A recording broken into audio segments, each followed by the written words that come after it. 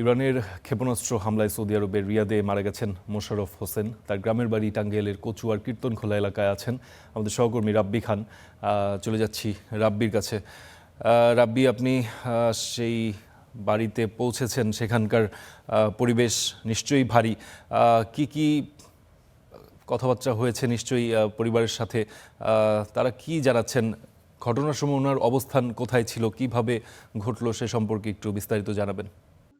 জি ফারদিন, অভাব অনটনের সংসারের ঘানি টানতে প্রায় ৮ বছর আগে সৌদি আরবে পাড়ি জমান মোশাররফ হোসেন নামের যে ৪০ বছরের যে লোকটি রয়েছেন, তিনি কিন্তু সৌদি আরবে গিয়েছিলেন প্রায় ৮ বছর আগে। এরপরে কিন্তু পরিবার অনেকটাই বলা চলে সচ্ছলভাবে তারা চলছিলেন। তবে গত রাতের ৩টার যে সংবাদ, সেই সংবাদ শোনার পর থেকে কিন্তু পরিবারের মধ্যে আমরা দেখেছি যে তারা উৎকণ্ঠায় রয়েছেন এবং বারবার মুর্ছা যাচ্ছেন। বিশেষ করে মোশাররফের পরিবারে তার পিতা রয়েছেন, মাতা রয়েছেন এবং স্ত্রী এবং ২ জন সন্তান রয়েছেন। তারা কিন্তু এই ঘটনা শোনার পর থেকেই বারবার যাচ্ছেন, উৎকণ্ঠায় রয়েছেন এবং নির্বাক দৃষ্টিতে মোশাররফের যে ছোট সন্তানটি রয়েছে তিনি কিন্তু বসে রয়েছেন। আমি যদি বলি, আমি বর্তমানে রয়েছি মোশাররফের বাড়িতে টাঙ্গাইলের সখীপুরের আ কীর্তনখোলা এলাকায় তার বাড়িতে। যে জায়গাটিতে রয়েছে এই বাড়িটি মোশাররফের যিনি বাবা রয়েছেন, তারা বন বিভাগের যে খাস জমি, সেখানে কিন্তু ১২% জমির উপরে রয়েছেন। ধার দেনা করেই কিন্তু তিনি মোশাররফ বিদেশে গিয়েছিলেন। একটি সৌদি আরবের যে কয়েকটি কোম্পানি রয়েছে, আল হারিস এলাকার আল তুইক কোম্পানির তিনি পরিচ্ছন্ন কর্মী হিসেবে কাজ করতেন। গতকাল কিন্তু আ এই ইয়ে যে হামলা হয় মধ্যপ্রাচ্যের যে হামলা, সেই ক্ষেপণাস্ত্র হামলাতে কিন্তু তিনি নিহত হয়েছেন।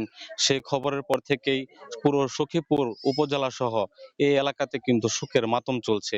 শোকের ছায়া নেমে এসেছে এই পরিবারটিতে। গত রাতেও কিন্তু মোশাররফের সাথে তার পরিবারের স্ত্রী সন্তানদের সাথে কথা হয়েছিল। তিনি বলছিলেন, যেহেতু সামনে ঈদ চলে আসছে, সেই ঈদের মার্কেটের কেনাকাটার জন্য পরিবারে তার টাকা পাঠানোর কথা ছিল আজকে। তো এটি যে গত রাতে শেষ কথা হবে, এটি আসলে তার পরিবার আ মানে তারা বুঝতে পারেনি। তারা বলছিলেন যে তাদের সন্তানকে যে শেষ দেখা, সেটিও আসলে তারা দেখতে পারছেন না। ৮ বছর প্রবাস ৮ বছর প্রবাস জীবন শেষে গত আ ৩ বছর আগে কিন্তু তিনি দেশে এসেছিলেন। ৩ বছর যাবৎ তিনি প্রবাসেই রয়েছেন। তবে পরিবার বলছেন যাতে বাংলাদেশ সরকার দ্রুত তাদের সন্তানের যে নিথর দেহটি, সেই দেহটি যাতে পরিবারে নিয়ে আসা হয় এবং শেষ দেখার যে সুযোগ, সেটি যাতে করে দেওয়া হয়, এমনটি দাবি কিন্তু করছেন স্থানীয় এবং পরিবার। এই ছিল আমার কাছে সর্বশেষ। অসংখ্য ধন্যবাদ রাব্বি। বেশ মর্মান্তিক একটি ঘটনা। আপনি বলছিলেন গতকালই ওনার সাথে পরিবারের কথা হচ্ছিল, আজ তিনি নেই। ধন্যবাদ রাব্বি।